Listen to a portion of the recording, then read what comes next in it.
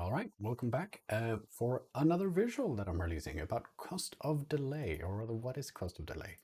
It's a pretty straightforward visual. It's got a lot of stuff on it, but it's just taking you through the concept of cost of delay and a little bit of multitasking and how you could start using it at a basic but very powerful level already. It's a tool that anyone really should have in their back pocket. So as usual, we're going to talk you through how to get a hold of it and just walk through the visual together. So we're going to go to the blog. What is cost of delay?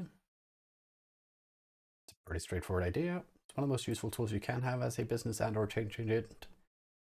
It's simple at the base level, but you can super nerd out into it. There's all kinds of different types of cost of delay, but I'm just covering the basic concept here, which is more than enough for you to get started. But if you want to nerd out about it, I encourage you to do so.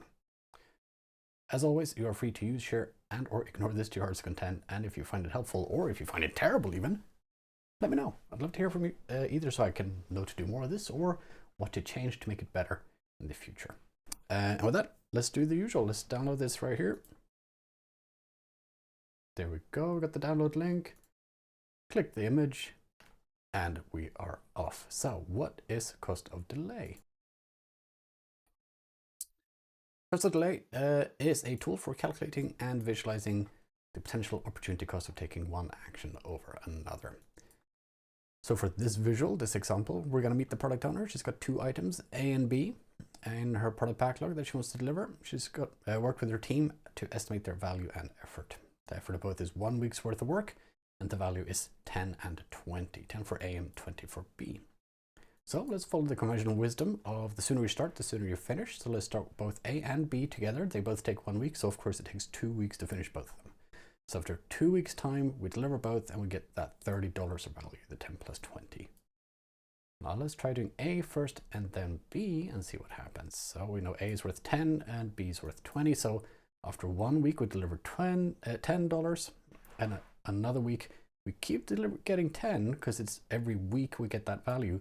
So now we're getting 10 here, and the 20 from B. So that's $40 of value. Very nice. And then finally we'll do B first. So we get 20 and 20, and when A finishes, we also get the 10. So that's $50 value, nearly double the value of doing both at the same time, just by staggering which one we do first to get something out the door and trying to do the most valuable for the shortest amount of effort up front. And that's cost of delay. You can kind of view it as costing us $20 to do both at once, $10 to do A before B, and $0 to do B before A. Now, of course, I only have 2 items here. You will have many more items to do, and you won't have all these exact numbers, but the reality is there will always be a cost of delay. The key is to pick the lowest cost of delay to maximize the value delivered, right? And that's from the business point of view. But what does it look like and feel like for your customers? Well, we've got 2 scenarios here, scenario A and scenario B. In scenario A, both customers place their orders at the same time, and with our policy being the sooner we start, the sooner we finish, we start working on both at the same time. And now that we're working on multiple orders at the same time, they're both taking longer to finish as our time is split between those two. So neither customer is happy. They're both having to wait longer than they were hoping for. Scenario B, both customers still place their orders at the same time. However, now our policy is to deliver the order with the highest cost of delay first, which in this case would be customer Z. So we start working on their order first. We don't work on X until Z is finished. So X still waits, just like in this example. They will have to wait as long, but customer Z gets theirs in half the time they would have had to wait before and are satisfied. Of course, there are all kinds of implications of a customer being satisfied and talking to others. Maybe they spread the word, you get recommended to a friend, etc., etc. So it's fantastic stuff. And that's, of course, very, very optimistic and simplified. So let's add some layers. First layer would be about considering risk.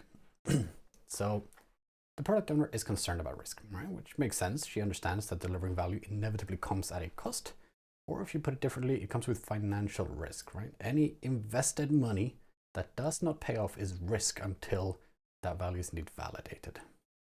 So let's take that into account. And we know it still takes 1 week per unit of effort, and each week is going to cost us $10, just to make the maths easy. Let's see how that does. And when we look at these charts here, we can see, again, the brown is all at once, the orange is 2 at a time, then 1, and the green is one at a time. And in all of these, the product owners calculated the best return on investment. So value divided by effort to do them in that order to maximize it.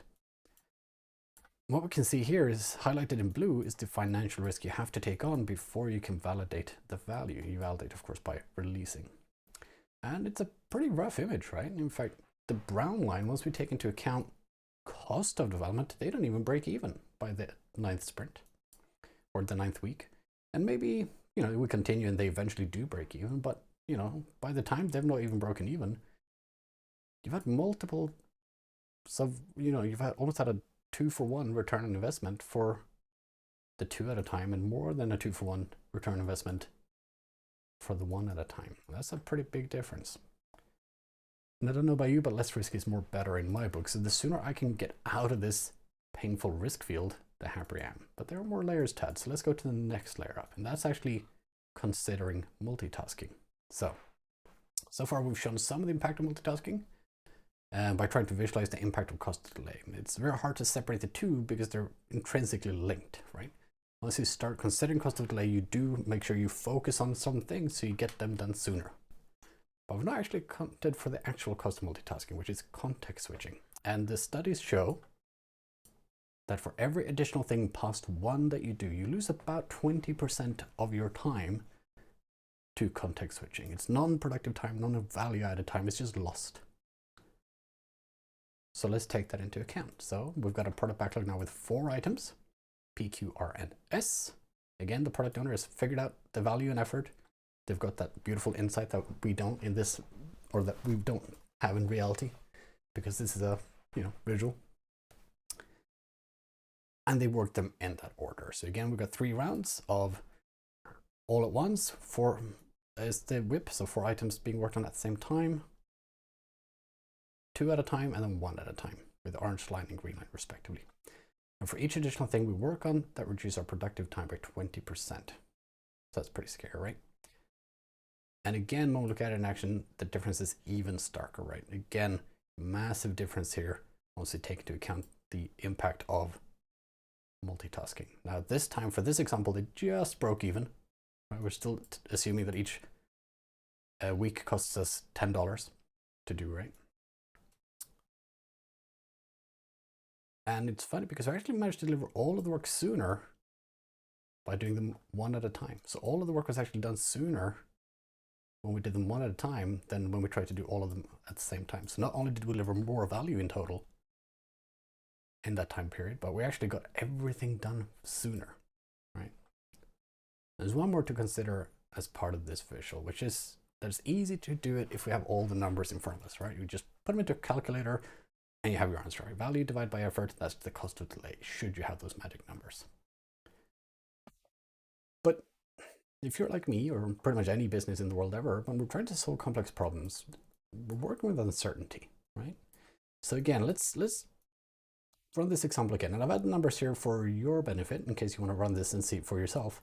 But the product owner in this instance doesn't know it, right? So we're going to pretend that the product owner has uncertainty, and we're going to be extra mean, we're going to be extra evil, and put them in the least optimal way possible, right? So when I did these calculations in Excel, I put them in the worst cost of delay order that I could, just to see if that would make a difference.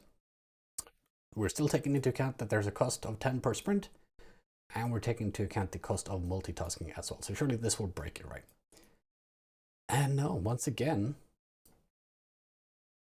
big old difference, right? Big old difference. In fact, quite different scales here of economy. $12,000 versus $1,000. Even the one where we did 2 at a time, right? $10,000 versus $1,000. Pretty huge. And when we consider cost as well, I actually had to add an additional week to the graph for the all at once to even break even. It was such a stark difference. So this all makes a huge difference, even when I gave it the worst possible odds of succeeding. So the legend here for 2 at once and 1 at a time, right? I give them the worst possible odds of beating the all at once. And it still makes that big of a difference. So cost of delay is super important. And it shows the importance of limiting work in progress and taking into account cost of delay. So what should you do next? Well, first of all, focus on better, not perfect, right? The enemy of good is perfect. Limit and reduce your work in progress, even if it's just by one at a time. Do less to achieve more, right? We can see the results quite starkly right here. And prepare to make some tough choices, because the reality is when you're reducing your work in progress, that means you are stopping work on something. That means some stakeholder somewhere, you're going to have a difficult conversation with them. You're going to say, hey, I'm going to stop working on your thing right now. You're not going to have updates for a little bit. Now, what they don't know is it will actually mean they'll get their things sooner, most likely, than they would have if you kept working on it, because the time you free up means you will have less time lost to context switching, which means you'll actually get around to it sooner than you would have if you kept working on it a little bit in the background that whole time. But it's hard to believe that until you see it with your own eyes. Work with your team and your stakeholders to estimate the cost of delay for your top part of backlog items. So that would be things like, what do we think the values of this? What do we think is the effort of this? And it doesn't have to be super precise. They're all going to be guesses, but you know, a guess is better than nothing, and you can use that to order your product backlog, right? With that cost delay in mind. Remember, it's just one of the many variables to consider, right? Value is just an assumption until it's validated by releasing. So it doesn't matter how valuable you think it is until you actually get it out the door and see if it is indeed realizing that value. You don't know for sure, which is another reason to, again, try and release things as soon as possible so you can validate the value. And then just keep improving. And that's it. Hope you find this visual valuable. If you do, please again, do let me know. If you don't find it valuable, again, please do let me know so I can do better in the future. And with that, I want to say thank you. You take care.